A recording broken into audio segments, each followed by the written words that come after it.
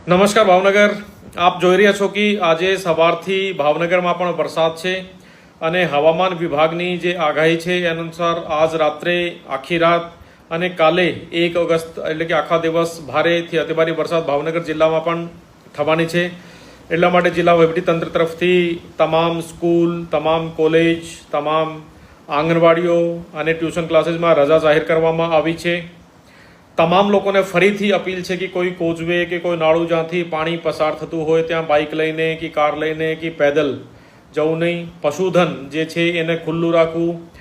આજ રાત્રે અને કાલ રાત્રે બંને જે છે ત્યાં નીચાણવાળા વિસ્તારમાં કોઈએ રહેવું નહીં અને અનનેસેસરી જે અવરજવર છે કરવી નહીં। જ્યાં પાણી ભરાયેલું હોય ત્યાં જવું નહીં।